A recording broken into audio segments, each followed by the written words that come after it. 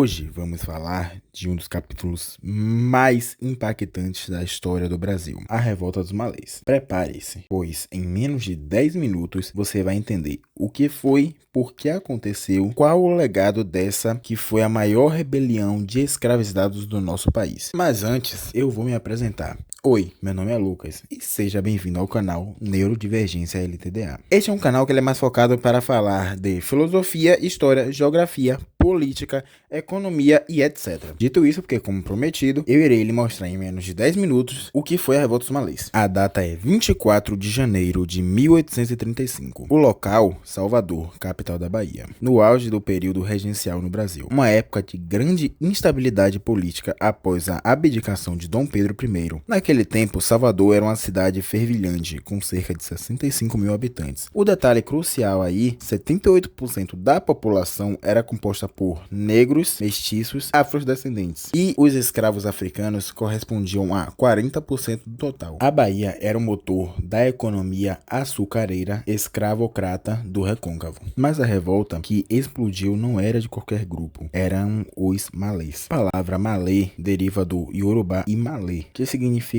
muçulmano. Eram africanos escravizados, em sua maioria do grupo étnico Nagô, vindos da costa dos escravos, região das atuais Nigéria, Benin e Togo. O que diferenciava os malês era a sua fé islâmica. Eles sabiam ler e escrever em árabe, a língua sagrada do Islã, que facilitava a comunicação e a organização secreta, através de anotações e documentos que seriam a base para entendermos o Levante. Essa identidade religiosa e étnica seria a grande força motriz da revolta. Aí vem algumas perguntas do porquê se rebelar. Eu separei em 3 partes aqui, que é basicamente a escravidão. O motivo central era claro, a busca pela liberdade. O descontentamento com a vida de cativeiro era a faísca. No contexto africano, muitos malês eram prisioneiros de guerras santas e conflitos internos na África, especialmente a desintegração do Império Oió. Eles já vinham de uma cultura de resistência e liderança, fator religioso e étnico. A revolta dos malês tinha um forte caráter político-religioso. Era vista como uma luta de terra de negro contra uma terra de branco, os brasileiros incluindo crioulos e mulatos. O movimento se organizou em segredo, aproveitando a relativa liberdade de movimento dos escravos urbanos que, em seus cantos de trabalho, estreitavam laços. Os líderes eram, em sua maioria, nagôs, como o pacífico Licutã e a lendária Luísa Marinho. Embora a participação de Marinho ainda seja debatida por muitos historiadores. Marinho ou Marinho,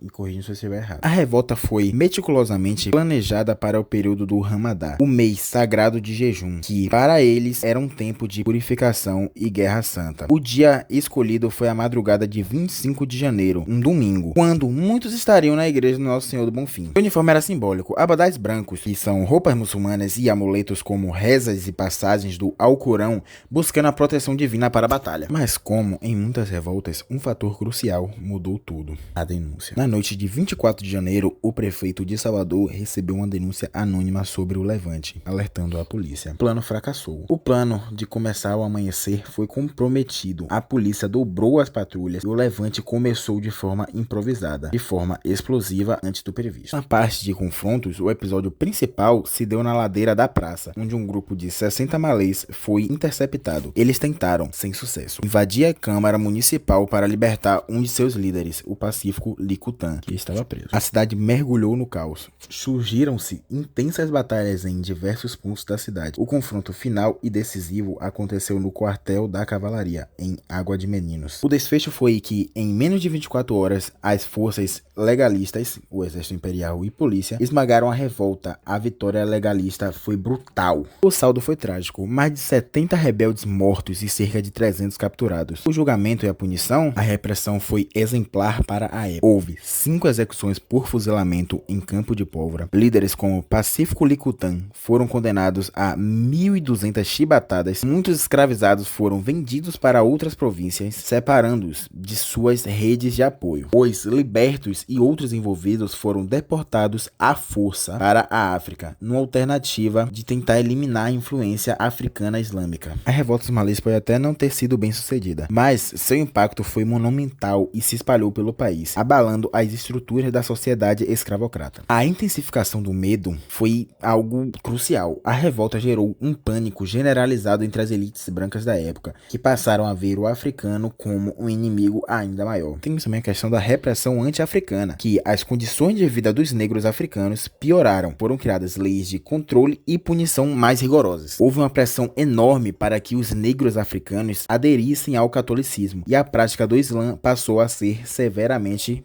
reprimida. Outra coisa foi o fortalecimento do Estado. A repressão consolidou o poder do Estado monárquico, escravocrata e autoritário na regência. O legado da resistência, por outro lado, a longo prazo, o levante dos malês serviu para expor a insatisfação e a força organizada da população escravizada. Foi a maior prova de que o sistema escravocrata era vulnerável e que a resistência era uma luta constante. Graças aos hábitos de escrita em árabe dos malês, temos documentos que registram as ideias e planos dos rebeldes, assim tornando uma das revoltas escravas mais bem documentadas da história do Brasil. Bem, a revolta dos malês é um lembrete poderoso de que a luta pela liberdade e dignidade mudou a história brasileira. Mas e aí? O que você achou da história de resistência? Deixe seu comentário, curta o vídeo e se inscreva no canal. Para mais conteúdos como esse, basta só dar uma olhada no nosso canal. Valeu!